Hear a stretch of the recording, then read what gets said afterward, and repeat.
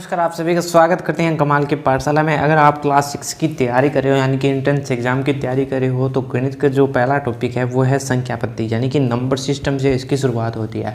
इसके बारे में हम नंबर के बारे में एक जानकारी जानते हैं कि इसके बारे में नंबर होते क्या हैं, संख्याएँ होती क्या है, संख्याओं को किस प्रकार से लिख सकते हैं, उनके बारे में हम बहुत सी ऐसी बेसिक जानकारियाँ जानते हैं। तो सबसे पहले इसकी टॉपिक की शुरुआत होती है हमारे पास संख्या प्रणाली के बारे में यानी कि अबाउट द नंबर सिस्टम। अगर नंबर सिस्टम है क्या, इसके बारे में जानकारी से हमारे पास शुरुआत होती है। तो किसी भी संख्या को लिखने के लिए हम 10 संकेतों का प्रयोग करते हैं यानी कि जिन संख्याओं और संकेतों का हम प्रयोग करते हैं संख्या को लिखने के लिए हम उनको नंबर कहते हैं। यानी कि इसको जो इस प्रकार हैं वो नंबर कौन कौन से हैं। जो 10 को अगर मैं यहाँ पे बात करूँ 10 को, तो 10 को भी लिखने के लिए मैं एक नंबर का उपयोग करूँगा। यानी कि अगर मेरे को 10 लिखना है तो मैं 2 अंकों का उपयोग करूँगा, वो है 1 और 0। यानी कि इन दोनों अंकों से मेरे पास एक संख्या बन गई। तो यानी कि हमने देखा कि जिन 10 संकेतों की आवश्यकता होती है यानी कि 10 संकेत। अब ये 10 संकेत कौन कौन से हैं? जो हमारे पास 10 संकेत हैं वो है हमारे पास 0, 1, 2, 3, 4, 5, 6, 7, 8 और 9। यानी कि ये हमारे पास हो गए 10 संकेत। ये इन संकेतों का हम क्या करते हैं, प्रयोग करते हैं। तो इन संकेतों की सहायता से हमारे पास जो 10 संकेत हो गए यानी कि संख्या का निर्माण होता है। इन संख्याओं की सहायता से हम बड़ी से बड़ी संख्या बना सकते हैं। हम अगर ज़रूरत हो तो हम बड़ी से बड़ी संख्या भी बना सकते हैं और हम इससे छोटी से छोटी भी संख्या बना सकते हैं। यानी कि इन 10 संकेतों की सहायता से हम जितनी बड़ी चाहें या जितनी छोटी संख्या चाहें उन संख्या का निर्माण कर सकते हैं। यानी कि सबसे पहले नंबर सिस्टम के अंदर सबसे पहले हमें जानना है कि संख्या प्रणाली के बारे में। अगर नंबर सिस्टम होती क्या है तो इसके बारे में हमने जाना कि सबसे पहले हम 10 संकेतों का प्रयोग करते हैं किसी भी संख्या को दर्शाने के लिए, और इन 10 संकेतों से हम बड़ी से बड़ी संख्या को बना सकते हैं और छोटी से छोटी संख्या को बना सकते हैं। तो आइए आगे बढ़ते हैं और जानते हैं संख्याओं को लिखना व पढ़ना। तो संख्याओं को लिखने व पढ़ने के लिए यानी कि read and right of numbers यानी कि संख्याओं को हम 3 विधियों के द्वारा लिखते व पढ़ते हैं। तो सबसे पहले हमारे पास है भारतीय गणना प्रणाली यानी कि इंडियन काउंटिंग सिस्टम। तो सबसे पहले हमारे पास है भारतीय गणना प्रणाली। इस वीडियो के अंदर हम भारतीय गणना प्रणाली के बारे में जानेंगे। दूसरा जो है वो हमारे पास है अंतर्राष्ट्रीय गणना प्रणाली यानी कि इंटरनेशनल काउंटिंग सिस्टम। और तीसरी है हमारे पास है रोमन प्रणाली। यानी कि हमारे पास 3 प्रकार की जो है वो भाषाएं होती है सीखने के लिए। यानी कि सबसे पहले हमने देखा कि भारतीय संख्या गणना प्रणाली के बारे में, इसके बाद में हमने अंतर्राष्ट्रीय गणना प्रणाली और इसके बाद में है रोमन प्रणाली के बारे में। तो सबसे पहले हम जो टॉपिक है हमारा जो है भारतीय गणना प्रणाली, इसके बारे में विस्तार से जानते हैं। अगर भारतीय गणना प्रणाली है क्या और इससे रिलेटेड हमारे पास कुछ क्वेश्चन भी पूछे जाते हैं, उनके बारे में भी डिस्कस करेंगे कि एग्जाम में कौन कौन से ऐसे क्वेश्चन हैं जो इससे रिलेटेड पूछे जाते हैं। तो अब हम बात करने वाले हैं भारतीय गणना प्रणाली के बारे में। ध्यान से देखिएगा, भारतीय गणना प्रणाली को हिंदू अरबी गणना प्रणाली भी कहते हैं। इससे रिलेटेड हमें इसको थोड़ी बहुत जानकारी इसके बारे में जान लेते हैं। इन संख्याओं को लिखने के लिए हम क्रम से कौन कौन सी संख्याओं का प्रयोग करते हैं। यानी कि इन संख्याओं को हम करने के लिए हम सबसे पहले हम एक शब्द लेंगे इकाई, फिर हम प्रयोग करेंगे दहाई, इसके बाद में है हमारे पास सैकड़ा, इसके बाद में है 1000 जो हमारे लिए उपयोगी है, फिर है 10,000, फिर है हमारे पास लाख, 10 लाख, करोड़, 10 करोड़, अरब। और ये जो है वो आगे से आगे जैसे चलते जाएगी। अरब के बाद में हमारे पास 10 अरब आएगा, खरब आएगा, 10 खरब आएगा, नील आएगा, 10 नील आएगा, पदम 10 पदम, इस प्रकार से आदि स्थान होते जाते हैं। यानी कि आदि स्थान होते हैं इसके। यानी कि ये जो है आगे से आगे चलता जाता है। तो हमें क्या करना है, इन चीज़ों का प्रयोग करके हम संख्या का निर्माण करेंगे। ये क्या किस काम आएगी? तो इससे रिलेटेड जो क्वेश्चन आता है वो आता है हमारे पास कुछ दिया गया होगा। यानी कि हमारे पास एक संख्या होगी, उसके अंदर हमको दिया गया होगा कि इसका जो सही क्रम है उसको लिखिए। जिसे हम लिख लेते हैं, एक एग्जाम्पल ले लेता हूँ मैं इसके लिए। तो एक एग्जाम्पल ले लेते हैं हम। मान लीजिए हमारे पास एक संख्या है जिसको इस प्रकार से दिया गया है 25, 23 और 716। ये जो हमारे पास एक संख्या दी गई है, अब यह कह रहा है कि इस संख्या को हम अगर नंबर में बदलना चाहें तो किस प्रकार से लिखेंगे। तो ये जो सबसे पहले मैं वर्डिंग कर देता हूँ, यानी कि इसमें जो इकाई का शब्द कौन सा होगा, दहाई का शब्द कौन सा होगा, सैकड़ा का शब्द कौन सा होगा, उसके बारे में जान लेते हैं। तो सबसे पहले हम जो लास्ट वर्ड है, यानी कि ये जो शब्द है इसको हम कहते हैं इकाई का अंक। ये जो शब्द हो गया वो हो गया हमारे पास इकाई का वर्ड। इसके बाद में जो आ गया वो आ गया हमारे पास कौन सा, दहाई का वर्ड। यानी कि जब आगे से आगे बढ़ता जाएगा उससे हिसाब से हमारे पास संख्या बढ़ती जाएगी। अब ये 7 है, इसको हम कहेंगे सैकड़ा।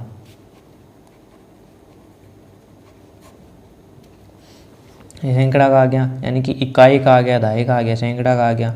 ये जो शब्द आ गया वो आ गया हमारे पास 1000 का। ये जो शब्द आ गया वो आ गया हमारे पास 10,000 का। ये जो शब्द आ गया वो हमारे पास आ गया लाख का। ये जो शब्द आ गया वो हमारे पास आ गया 10 लाख का। ये आ गया हमारे पास करोड़ का, और ये आ गया 10 करोड़ का। यानी कि हमने पीछे से शुरू किया और इसके बारे में देख लिया कि हमारे पास कौन कौन सा नंबर है वो किस प्रकार का हो गया। अब हम इसको संख्या के अंदर व्यक्त करते हैं। अब अगर संख्या के अंदर किस प्रकार से लिखेंगे, तो सबसे पहले हमारे पास आ रहा है 43, यानी कि 43। ये जो आ रहा है 43 आ रहा है, इसको हम लिख लेते हैं संख्या के रूप में।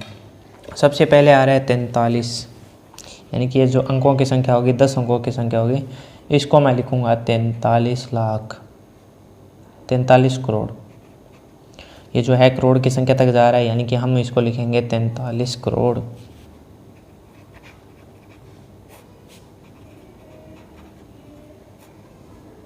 इसके बाद में हमारे पास आएगा 50 लाख,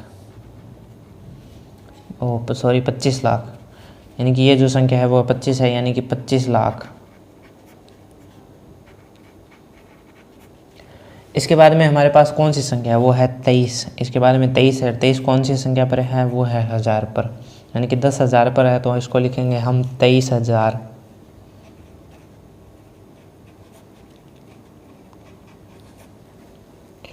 और इसको लिखेंगे, ये है हमारे पास जो है सैकड़ा पे, यानी कि 716 है,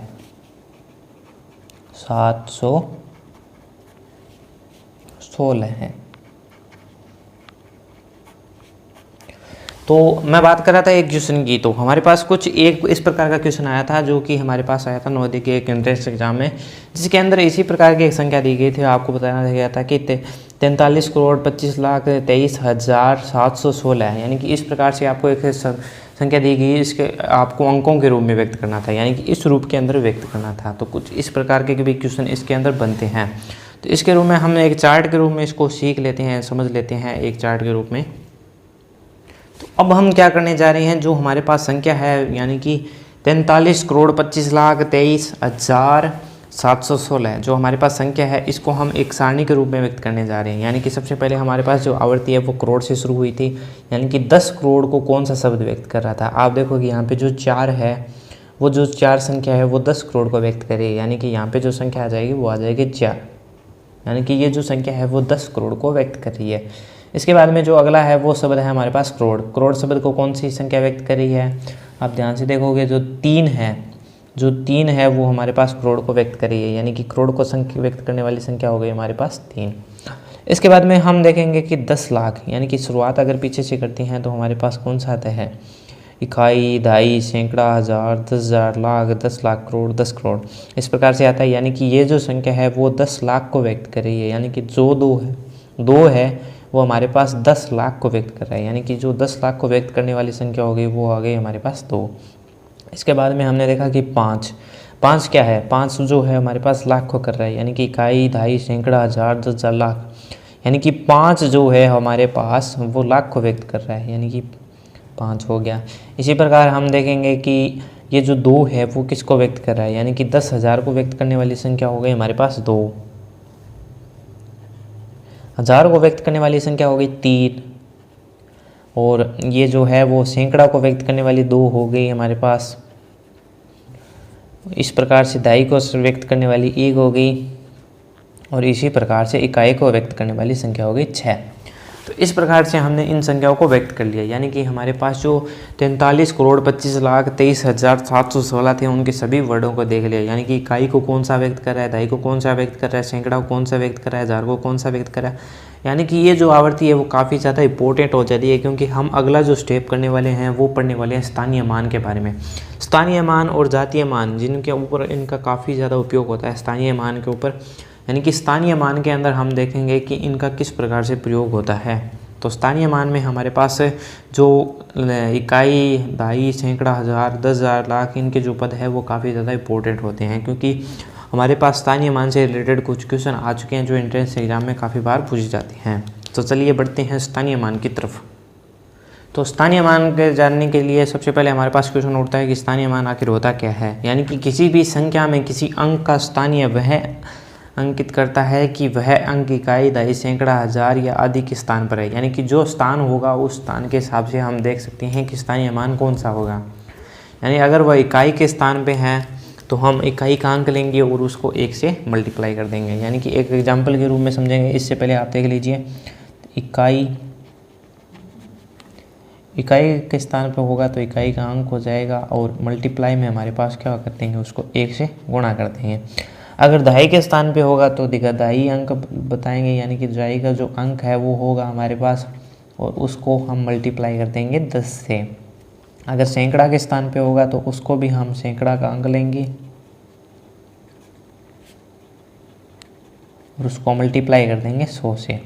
अगर हज़ार के स्थान पे होगा तो हम हज़ार का अंक लेंगे और उसको भी हम मल्टीप्लाई कर देंगे 1000 से। अब इस चीज़ को क्या करते हैं, हम एक एग्जाम्पल के रूप में समझ लेते हैं। यानी कि एक एग्जाम्पल से हमें पता चलेगा कि स्थानीय मान क्या होता है। तो एक एग्जाम्पल है हमारे पास जो है वो है 86,754। यानी कि एक हमारे पास संख्या दी गई है, उसमें से हमें 8 और 7 का जो स्थानीय मान है वो ज्ञात करना है। तो इसको मान ज्ञात करने से पहले हम देख लेते हैं सबसे पहले जो संख्या है वो कौन कौन से पद पे है। यानी कि इसका जो पहला पद हो गया वो आ गया इकाई का हो गया। इसके बाद में 5 जो है वो है दहाई के स्थान पे, 7 जो है हमारे पास है सैकड़ा के स्थान पे, ठीक है, और 6 जो है वो है हमारे पास है हज़ार के स्थान पे, और ये 8 जो है वो है हमारे पास 10,000 के स्थान पे। तो हमने स्थानीय मान के लिए बात की थी, अगर हमें किसी भी अंक का स्थानीय मान ज्ञात करना है तो हमको उसका अंक लेंगे और वो किस पोजीशन पे उसे मल्टीप्लाई करते हैं। अगर वो इकाई के ऊपर है तो हम उसको 1 से मल्टीप्लाई करेंगे, अगर वो दहाई के ऊपर है तो उसको 10 से मल्टीप्लाई करेंगे। देख लेते हैं।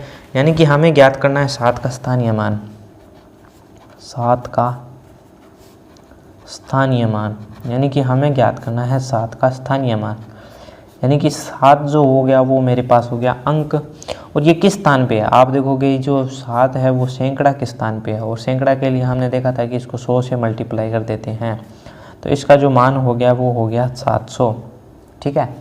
और जो 8 है वो 8 किसके स्थान पे है, 8 जो देख लेते हैं, 8 जो है हमारे पास 10,000 के स्थान पे है, यानी कि 8 जो है वो 10,000 के स्थान पे है, तो इसको 10,000 से मल्टीप्लाई कर देंगे, यानी कि 8 का स्थानीय मान,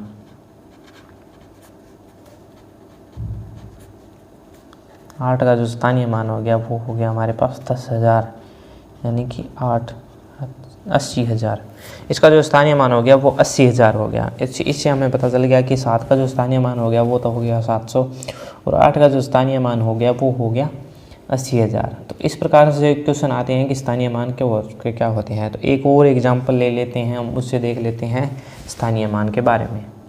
तो एक क्वेश्चन है हमारे पास की संख्या हमारे पास एक दी गई है कि 58,456 जो हमारे पास एक संख्या दी गई है, उसमें अंक 5 के स्थानीय मानों का योग ज्ञात करना है। और ये जो क्वेश्चन है वो है GNV 2019 का प्रश्न, यानी कि 2019 के जो पेपर में आया था कुछ इस प्रकार का प्रश्न आया था कि आपको एक संख्या दी गई थी, उसके जो 5 स्थानीय मुल्कों का योग ज्ञात करना था। तो इसके लिए सबसे पहले हम जान लेते हैं इसके अंदर जो अंक है वो 2 प्रकार के अंक है, यानी कि इसमें आप देखोगे जो दो स्थान है, यानी कि जो दो और हैं, एक तो ये जो है वो 5 आ रहा है, एक ये जो 5 आ रहा है, यानी कि हमारे पास इसके प्रश्न के अंदर दो स्थानों पे 5 आ रहा है। यानी कि इसने कहा है, साफ साफ कहा है कि 5 अंक के स्थानीय मूलकों का योग ज्ञात कीजिए। तो सबसे पहले हम देखेंगे कि ये कौन कौन से पद पे हैं। यानी कि आप देखोगे कि ये है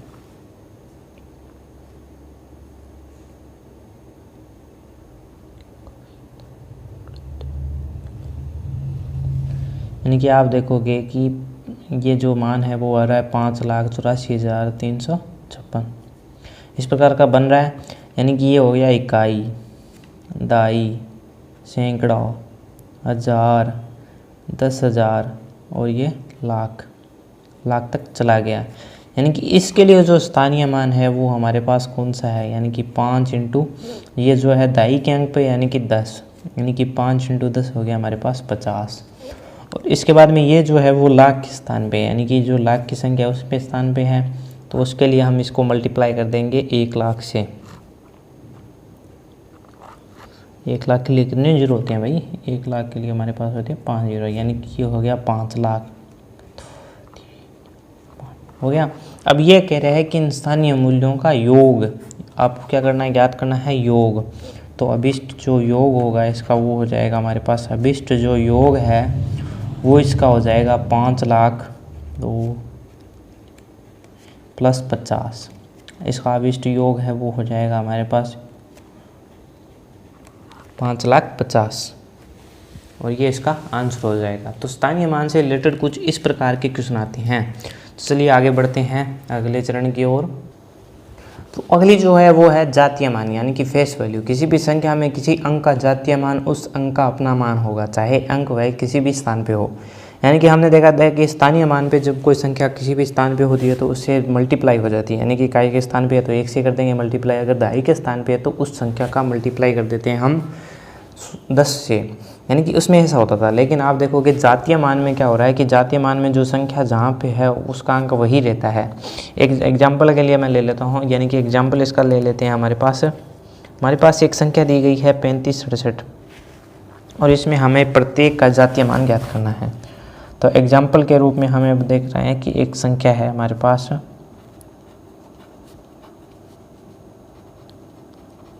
और इसमें प्रत्येक संख्या का जातीय मान, यानी कि प्रत्येक संख्या का जो है हमारे पास है वो जातीय मान ज्ञात करना है।